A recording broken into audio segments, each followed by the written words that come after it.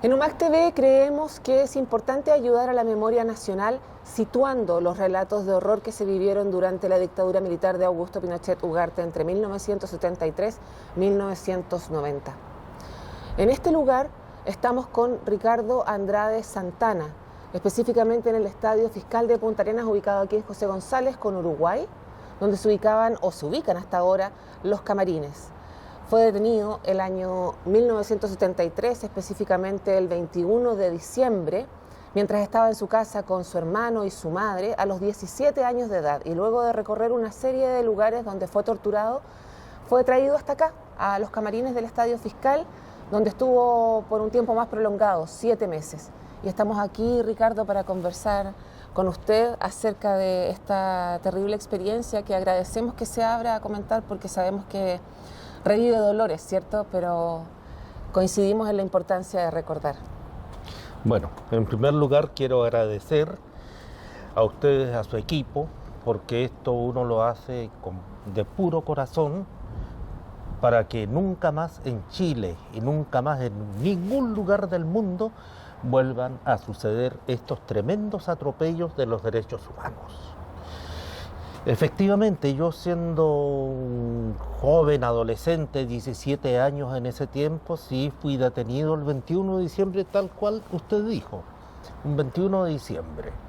Y después de pasar por varios lados centros de tortura, por decirle, Regimiento Pudeto, Casa del Deportista, Colón 636, para finalizar en Los Roblecitos, y el día 24 de diciembre, estimo que tiene que haber sido entre 12 del día a la 1 de la tarde, nos traen acá, o sea, qué sé yo, porque éramos un grupo de compañeros y todos han estado completamente masacrados, porque esa es la palabra, masacrados.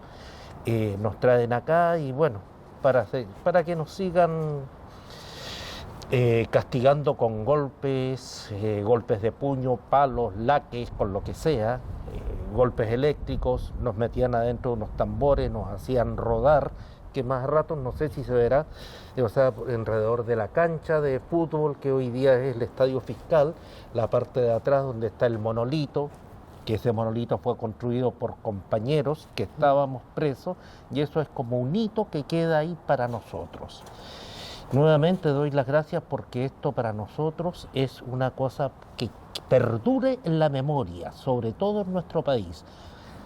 Hoy día podemos ver, por ejemplo, yo trabajo en colegios, hay colegas docentes, hay colegas como yo, que soy asistente de educación, que jamás se imaginaron las pericias, las torturas que recibimos nosotros como seres humanos.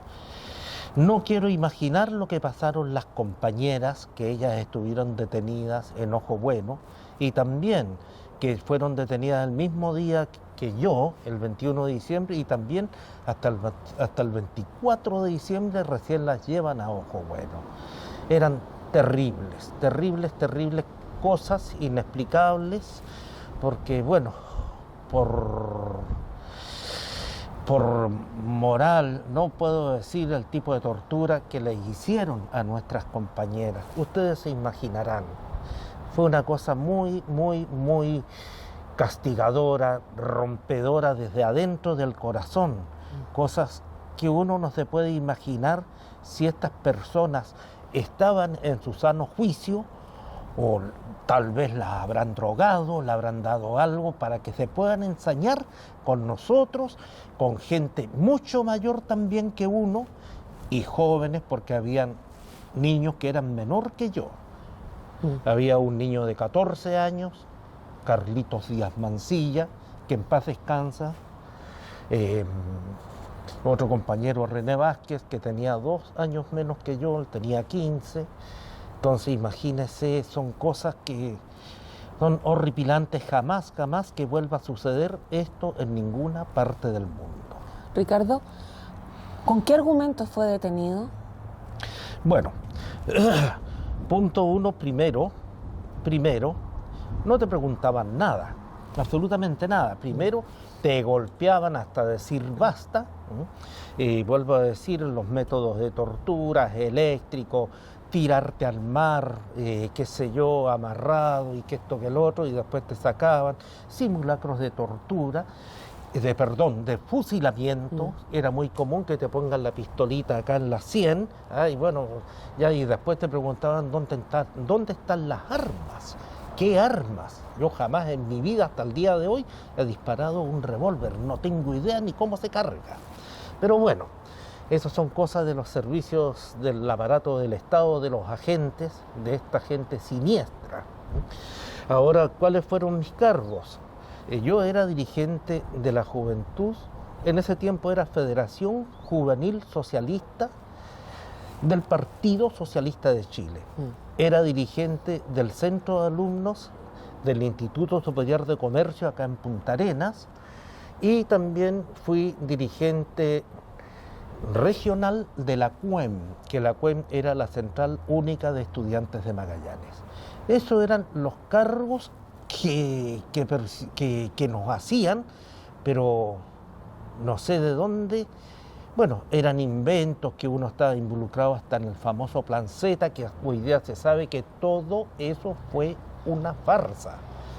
Eran cosas, más bien te castigaban las ideas por ser socialista, o bien compañeras o compañeros porque eran comunistas, entonces ideas del marxismo, eso era lo que te castigaban en el fondo. Esos eran los cargos que a uno le hacían.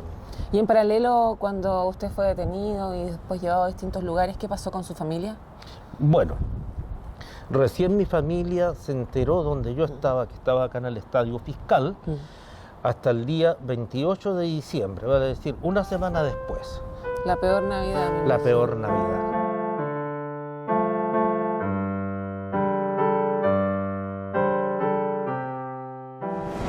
Muchas veces hemos conversado con gente de mi generación, que éramos jóvenes en ese tiempo. Pucha, decimos gracias por haber sido jóvenes, haber sido solteros, no haber tenido hijos que criar, no haber tenido señora que criar, porque veíamos acá, ellos se preocupaban, la gente mayor, ¿qué será de mi señora? ¿Tendrá para darle un plato de comida a mis hijos? ¿Qué pasará con ellos? Son cosas que uno aprende, sobrevive, y cosas que te enseña las vueltas de la vida. Tal vez uno maduró antes de lo que debía ser, pero cosas maravillosas que hasta el día de hoy se conservan dentro del corazón. Estos dos camarines fueron ocupados como centro de tortura, ¿cierto? Le denominaron Eco y Whisky. No, el camarín Whisky y Eco era donde nosotros estábamos presos todo el día. Estos dos camarines que están acá, esto lo empleaban los guardias. ¿Ya? Aquí, en la sala de los guardias, también torturaron. Y la parte de atrás, donde estaba el encargado del campo de detención, que era el teniente Allende, o los suboficiales, que eran como 4 o 5, ahí también se produjeron muchas torturas. Igual que abajo de las graderías del estadio, también torturaron allí. Obviamente, lo que es todo alrededor de la cancha del estadio, eso todavía no estaba construido. Y ahí, bueno, nosotros de repente nos sacaban 1 o 2 de la mañana ya, y vamos nomás con la carretilla y vamos rellenando acá. Era solamente para que uno se desconcentrara de algo, qué sé yo, pero era un trabajo forzado. Hubo en una oportunidad, me recuerdo más o menos, fue en abril. Abril es cuando es el día de los, ¿cuánto es? Del famoso Domingo Ramos. Esto fue un día horrible para nosotros. Yo en lo personal era joven, tenía resistencia. Pero había gente de mi edad hoy en día, que tengo 67 años, pero eso, háganme dar una vuelta completa dando vueltas carnero alrededor de la cancha. Hoy en día no lo, y creo que en ese tiempo ellos tampoco, porque se daban la vuelta carnero y quedaban tirados y ahí venían los guardias con los culatazos. Hay muchos vecinos que se acuerdan, por ejemplo, ya estaba construido ahí al frente la población Las Naciones, la otra parte de allá.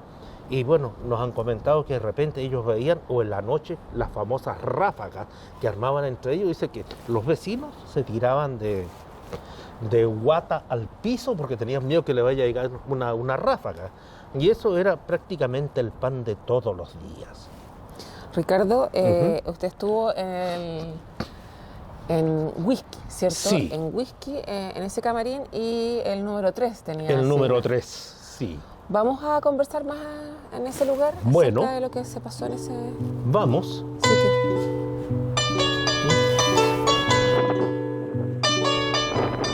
Ahí acá, a ver, esta salita, aquí era. Sí, ahí es cuando uno tenía visita, un guardia acá, el otro acá, y en un espacio de 1 metro, ahí uno podía conversar, en el caso mío, con mi madre, los que eran casados con su señora. ¿Y su madre cuántas veces vino? 2 veces.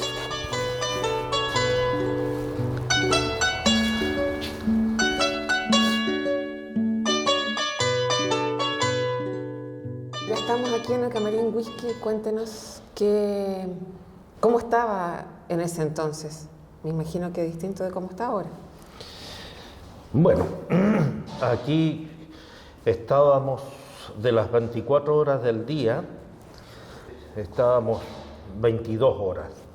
Nos sacaban un rato en la mañana, según los guardias, para hacer gimnasia, que era otro aporreo más, aporreo militar, con sus correspondientes culatazos y patadas y todo. Ya después de ahí entrábamos, nos duchábamos y íbamos a izar la bandera. Al mediodía llegaba la famosa choca, como le dicen los uniformados, digamos, el almuerzo. El almuerzo a veces era el agua donde hervían los porotos, a veces salado, muy salado, otras veces sin sal. Si éramos 21, 22 o 23, una ayuya para cada uno.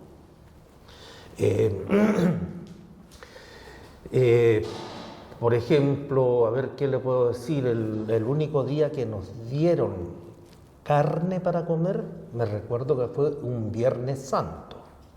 Obviamente que lo comimos, obviamente.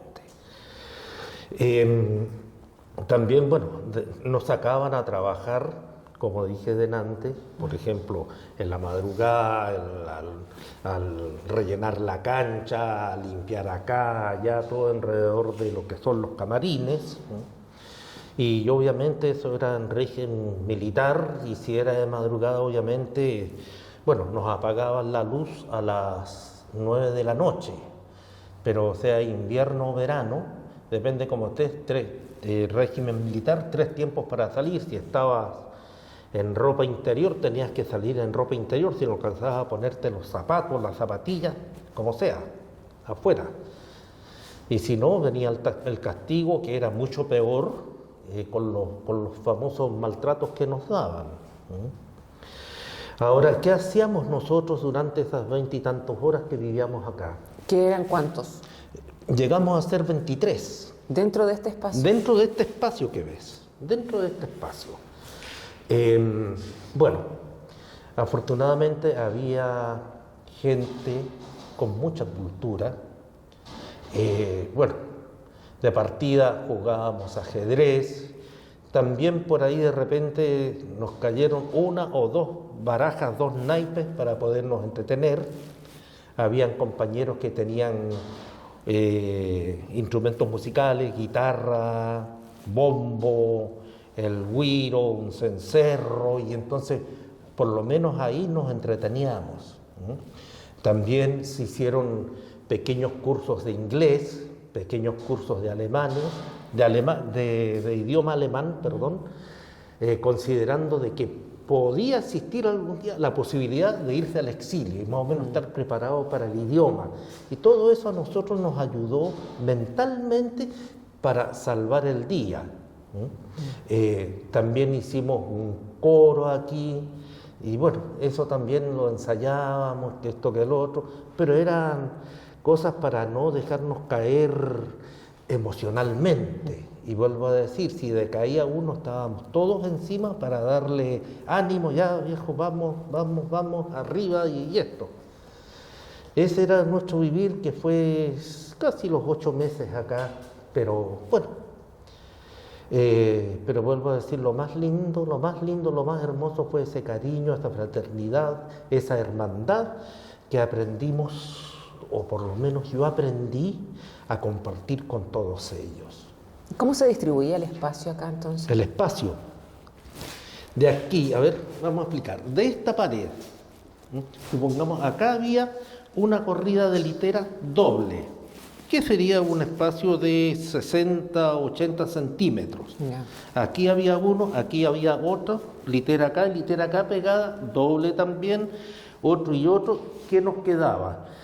Un espacio que sería como 3 cuadritos, no alcanzaba 3 si uno pasaba así caminando. Serían 2 o 2,5, una cosita así, para caminar.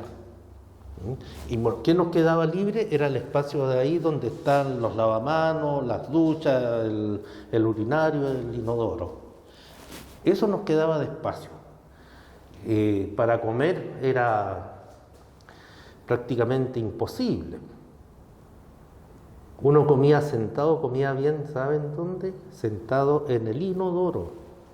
Por el espacio físico, la cantidad de gente, quieras que no quieras, cada uno en su litera, venía el compañero que estaba sin querer, ya que típico, pasaba ya con el pie, ya te pegaba en la cabeza, pero de repente al bajarse, sin querer, te daba vuelta el plato de comida. Imagínate, son cosas, pero son cuestiones que, bueno, hay que vivirlas, estar acá. Los compañeros cuando lo traían de las torturas, siempre me recuerdo el nombre de un compañero que trabajó en el puerto. Ese compañero, con un atornillador le sacaron el ojo, perdónenme la crueldad, y este compañero dormía allí. Había un médico que estuvo con nosotros, que estuvo detenido. Entonces, bueno, ¿qué hacemos? Lo recuerdo, yo era el más chico de acá, y le digo, bueno, a ver, ya, yo lo voy a cuidar, ya, pero que nos ingeniamos a hacerle, como quien diría, un matraz, eso que te ponen en el hospital cuando van así con goteo. ¿Con qué lo hicimos? Con un calcetín, y darle gota a gota con leche, con Milo. Después de 4 o 5 días recién logramos, bueno, a todo esto había un delegado que le hablaba con los guardias para que lo puedan llevar al hospital. Las torturas afuera eran muy grandes. A este compañero le quebraron la columna. Lo dejan tirado ahí, a buscarlo, como quien arrastra una culebra, una serpiente. Al rato formación. Ya, qué sé yo, tal compañero no puede salir porque al parecer tiene fracturada la columna. El suboficial dice, ¿y qué cree? Que está en un convento de monjas, tiene 3 tiempos para salir y si no, a buscarlo. Y la siguen dándome. Pobre hombre, se arrastraba, como digo, como una serpiente. También después de 4 o 5 días recién lo llevan al hospital. Obviamente a un hospital, al hospital naval acá en este caso. Pero son cosas que no hay parámetros para decir cómo fueron esas atrocidades. No hay parámetros. Y bueno, ellos seguramente estarán preparados para eso. Uno está preparado para otras cosas, para ayudar, para solidarizar con la gente, no para cometer atrocidades, nunca. ¿Qué rama de las Fuerzas Armadas estaba a cargo de este espacio? La Fuerza Aérea, el Grupo Tigre, ellos estaban a cargo de este campo. ¿Y usted estuvo en manos de otras Fuerzas Armadas? No. ¿Siempre fue la FACH? Sí, no siempre estuvo la Fuerza Aérea acá. Yo siempre estuve preso aquí dentro del Estadio Fiscal. ¿Pero en los otros lugares qué pasó antes? No, en los centros de tortura. ¿Sí? No, ahí habían combinado, por ejemplo, bueno, cuando me detienen el 21 de diciembre, lo primero que hacen me llevan al Regimiento Pudeto, y en la entrada del Regimiento Pudeto, no sé si ubican, hay una entrada más o menos grande. Sí. Bueno, ahí fue la primera paliza de golpes, patadas y palos. Ya después de ahí habremos estado 3 horas, 4 horas, de ahí nos llevan a la casa del deportista, que ahí tengo entendido que había gente de la Armada, marinos. Y después de ahí nos llevan a Colón 636, ahí también habían de toda gama de Fuerzas Armadas, y nos remataron en Los Roblecitos, que ahí era de las Fuerzas Armadas también, perdón, de la Fuerza Aérea. ¿Y había alguna diferencia en el tipo de torturas dependiendo de la rama de las Fuerzas Armadas que las aplicaba? Yo me atrevería a decir como que hacían competencia, ¿Quién era más terrible? ¿Quién aplicaba mayor tormento a la persona? Y todo esto, ojo, asesorado por médicos, que hoy en día todavía, de los que yo sé, uno de ellos sigue ejerciendo en el hospital clínico. ¿Y eso usted lo ha denunciado? El doctor Araneda, cardiólogo, sí. Yo lo denuncié hace muchísimos años en un libro que escribió el compañero Aristóteles de España, en el sur de la memoria. Claro. Me recuerdo que dijo, no, todavía aguanta, pero después le damos más. Así, tan sencillo como eso. Ahí me inyectaron, no sé qué inyección habrá sido, pero bueno, después cuando volví en mí, ahí me siguieron dando, pero no es solamente mi caso, muchísimos casos hay de esos. ¿Dentro de este espacio hubo torturas también? ¿Acá en los camarines? ¿En los camarines, sí? No, nunca. No. Por lo menos de lo que yo vi. Hasta que salí fines de julio, no. Yo no vi acá adentro que hayan torturado. Que de repente entraban, hacían su típico allanamiento, que buscaban a ver si había un cuchillo, algo por el estilo. Bueno, eso sí lo hacían, pero no, que hubo acá algo de tortura, por lo menos aquí, no, yo no lo presencié.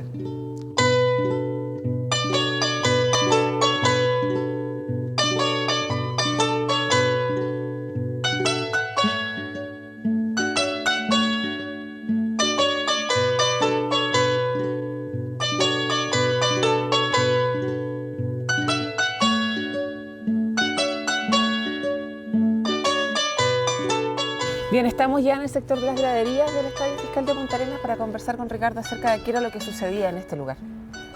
Ya. Bueno, todo este sector de gradería también para nosotros fue un espacio donde nos torturaban de alguna manera, digamos, haciendo un trabajo pesado.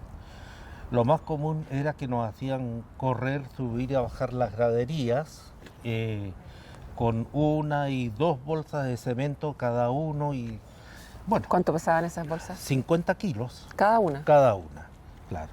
Entonces, bueno, lo lamentable era cuando una persona, obviamente, porque no tenía la fortaleza, se le caía la bolsa de cemento, o bien uno pisabas mal, te tropezabas, te caías, ahí venía nuevamente el maltrato de culatazos, y me recuerdo siempre que habían unos perros, unos quiltros, eran garroneros como le decimos acá, porque se te iban directamente a las piernas, a morderte las piernas.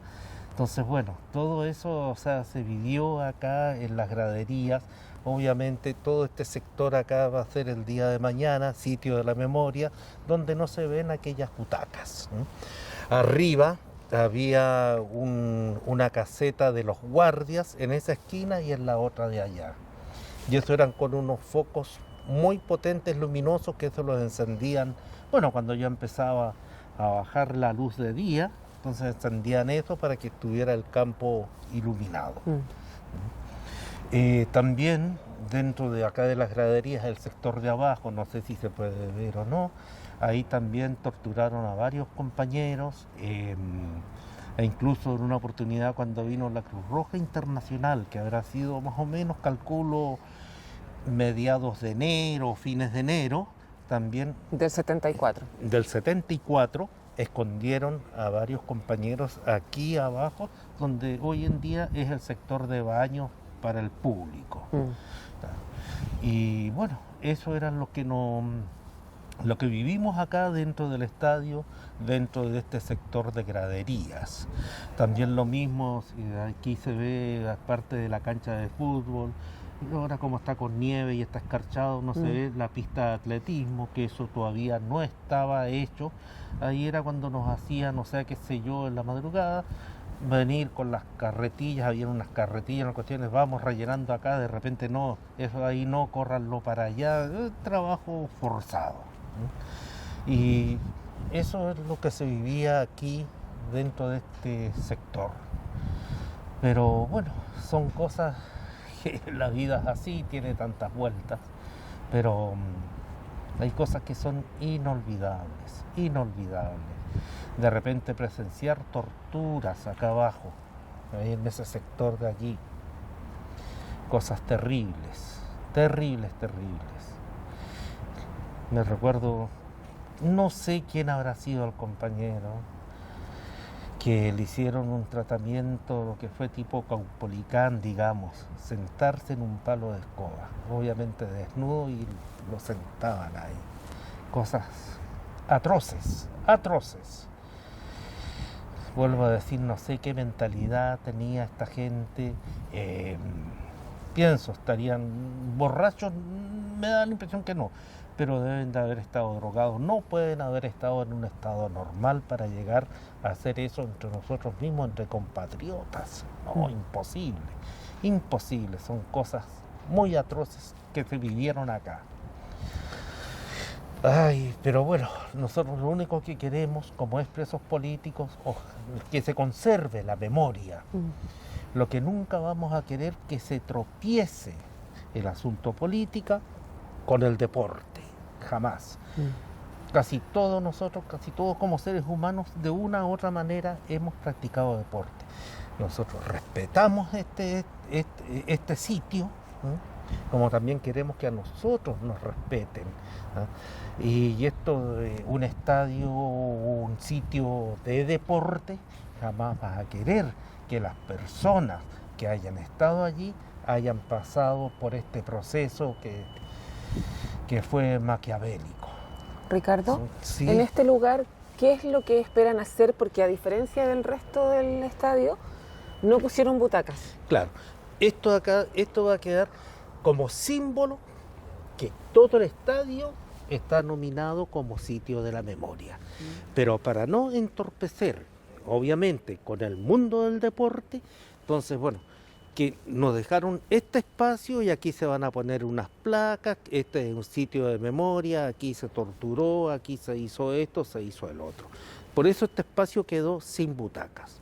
Nosotros en un principio habíamos pedido que sean solamente que nos dejen 6 escalones con eso, pero nos dijeron no, el sitio, qué sé yo, la gente del monumento, de Monumentos de la Memoria, dijeron no, tómense todo este sitio, entonces ahí también se va a reconstruir la caseta donde estaba el guardia, porque había uno solo parado ahí y otro por la otra punta de allá, para que más o menos quede lo más similar a cuando fue esto, que el centro de torturas.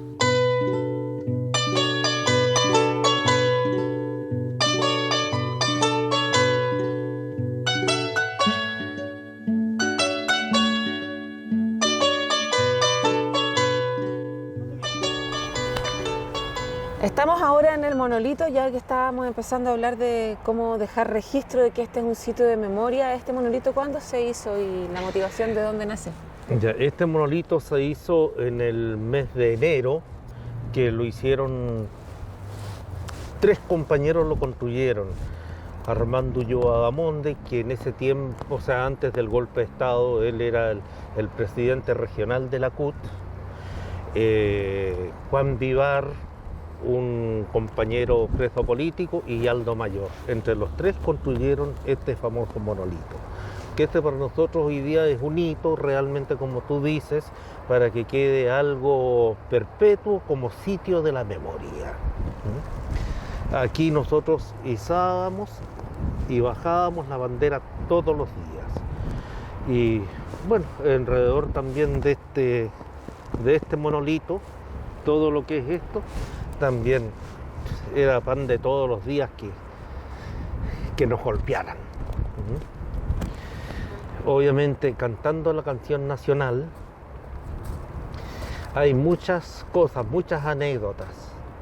De repente, para nosotros cantar nuestra canción nacional, yo creo que no hay ningún compatriota que no quiera su canción nacional. Pero para nosotros, de repente, aquí, o como fue en Isla Dawson, cuando fuimos al último encuentro, que fue hace como 2 meses atrás, también estaba en programa cantar la canción nacional, pero esto para nosotros no era reparación, porque si uno no cantaba como le gustaba a las Fuerzas Armadas, ahí mismo nomás que nos masacraban. Yo puedo cantar 10.000, 100.000 veces, 1.000.000 de veces mi canción nacional, pero no, por ejemplo, con un, perdónenme, con un uniformado que esté con armas, porque para uno eso no es reparación. Es todo lo contrario, retrae, ¿no es cierto?, todo lo que se vivió. Habían compañeros que quedaban tirados, masacrados acá, que después había que llevarlo entre 2 o 3 para entrarlos al camarín acá en este caso. Entonces eso no es una reparación. Con mucho cariño, con mucho amor, yo canto mi canción nacional, pero no en donde haya un uniformado que esté con su fusil o como le quieran llamar.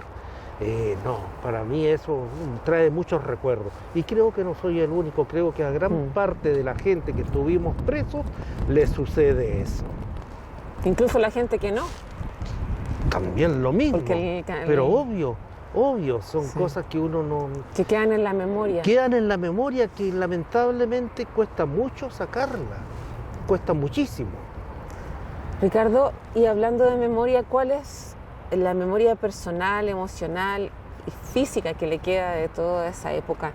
¿Qué secuelas le dejó? ¿Qué pensamientos han rondado por su cabeza este año que se cumplen 50 años del golpe? ¿Cómo lo ha vivido? Bueno, sucede que uno, por ejemplo, en mi caso yo estoy acostumbrado bastante, o sea, me han hecho muchas entrevistas. Para mí ya no es una cosa que me quede así, pero ahora que quedan secuelas.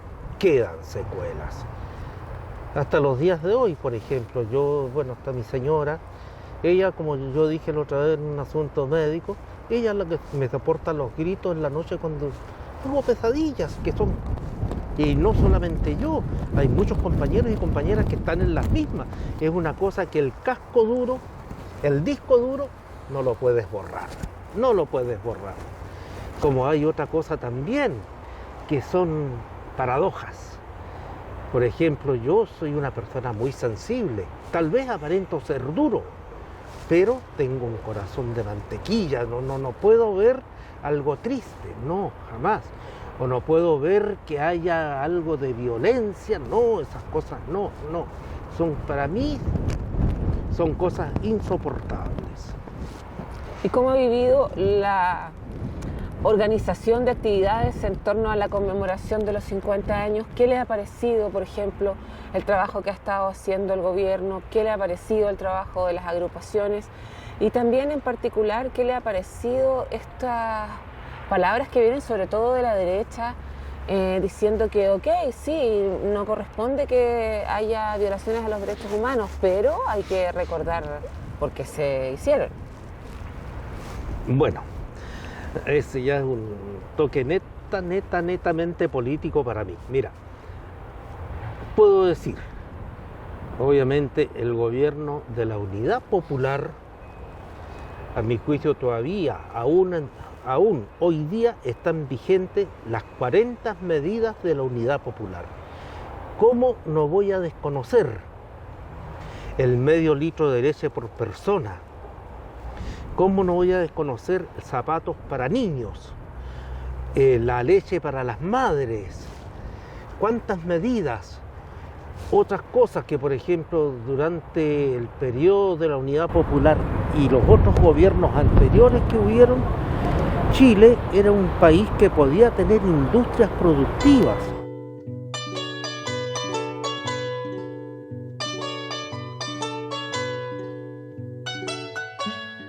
Yo pediría que ojalá vuelvan, qué sé yo, dentro de una malla curricular, la educación cívica, que es una cosa importantísima. No importa, obviamente, de qué sector piense la persona, el ser humano, pero son cosas importantísimas. La persona es libre de elegir, de optar qué camino quiere seguir ideológicamente, si le gusta participar en algo. Pero es necesario que nuestros niños, nuestros educandos, nuestros jóvenes tengan realmente una formación. ¿Ah? ¿Para qué? Para que el día de mañana nuestro país sea realmente un país rico, bueno y educado. Y la democracia esté a salvo. Muchas gracias, Ricardo, por esta conversación que sin duda nos ayuda con ese objetivo y también a la educación y a dejar registro de estos testimonios. Muchas gracias. Yo les agradezco a ustedes, le agradezco al canal, muchísimas gracias.